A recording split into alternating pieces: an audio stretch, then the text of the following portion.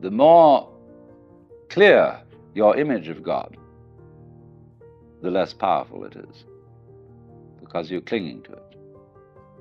The more it's an idol. But voiding it completely isn't going to turn it into what you think of as void. What would you think of as void? Being lost in a fog, so that it's white all around and you can't see in any direction. Being in the darkness, or the color of your head as perceived by your eyes. That's probably the best illustration that we would think of as the void.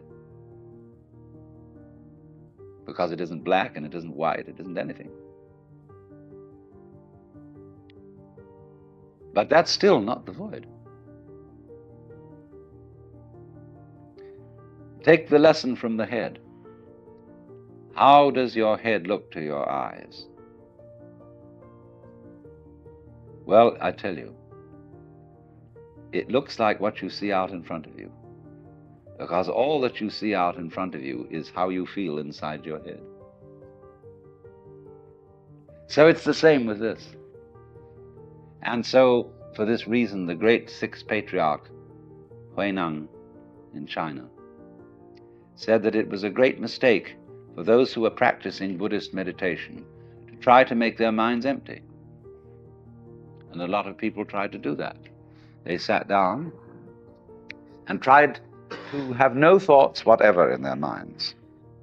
Not only no thoughts, but no sense experiences. So they'd close their eyes, they'd plug up their ears, and generally go in for sensory deprivation. Well, sensory deprivation, if you know how to handle it, can be quite interesting. It'll have the same sort of results as taking LSD or something like that.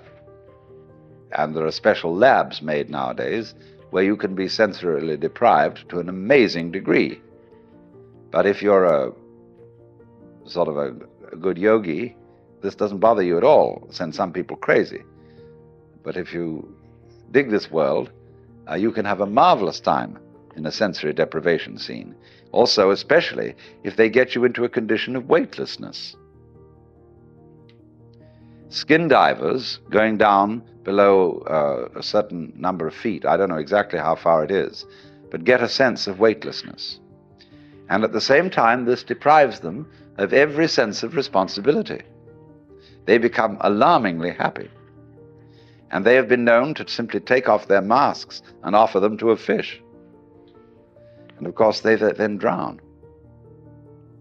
So if you skin dive and you have to keep your eye on the time. You have to have a water watch or a friend who's got a string attached to you if you go down that far, and at a certain specific time you know you have got to get back. However happy you feel, and however much inclined to say, survival, what the hell's the point of that? And this is happening to the men who go out into space. They will increasingly find that they have to have automatic controls to bring them back. Quite aside that they can't change in any way from the spaceship. Now, isn't that interesting? Can you become weightless here? I said a little while ago that the person who really accepts transience begins to feel weightless. When Suzuki was asked, what is it like to have experienced Satori, enlightenment, he said, it's just like ordinary everyday experience, but about 2 inches off the ground. Zhuangzi, the Taoist, said, it is easy enough to stand still. The difficulty is to walk without touching the ground. Why do you feel so heavy? It isn't just a matter of gravitation and weight. It is that you feel that you are carrying your body around. So there is a koan in Zen Buddhism. Who is it that carries this corpse around? And so when you feel, common speech expresses this all the time. Life is a drag. I feel I'm just dragging myself around. My body is a burden to me. To whom? To whom? That's the question. You see? And when there is nobody left for whom the body can be a burden, the body isn't a burden.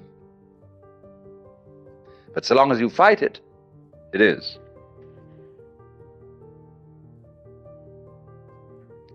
So then, when there is nobody left to resist the thing that we call change, which is simply another word for life, and when we dispel the illusion that we think our thoughts, instead of being just a stream of thoughts, and that we feel our feelings instead of being just feelings, it's like saying, to feel the feelings is a redundant expression. It's like saying, actually, I hear sounds, for there are no sounds which are not heard. Hearing is sound. Seeing is sight. You don't see sights. Sightseeing is a ridiculous word. You could just say either sighting or seeing, one or the other, but sightseeing is nonsense. So we keep doubling our words, and this doubling is comparable to oscillation in an electrical system where there's too much feedback, where you remember in the old-fashioned telephone, where the receiver was separate from the mouthpiece, the transmitter.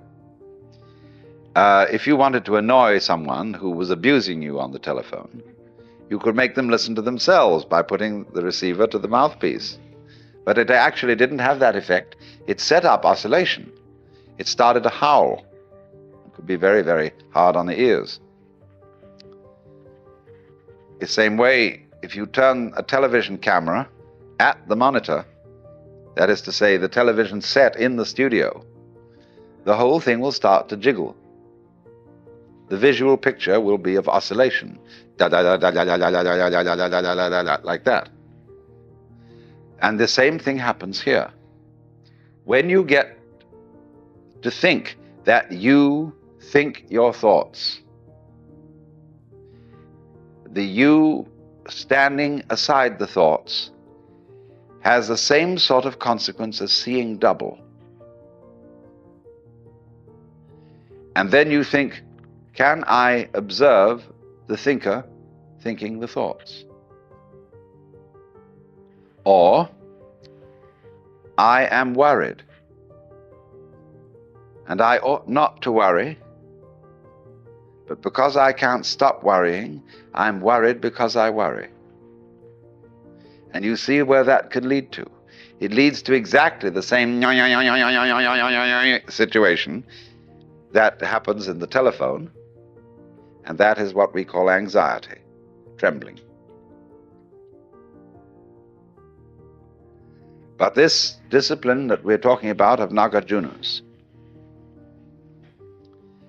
abolishes anxiety, because you discover that no amount of anxiety makes any difference to anything that's going to happen.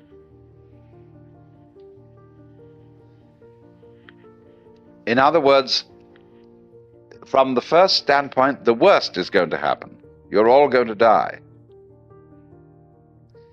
And don't just put it off in the back of your mind and say, I'll consider that later. It's the most important thing to consider now, because it enables you. It is the mercy of nature, because it's going to enable you to let go and not defend yourself all the time, waste all energies in self-defense.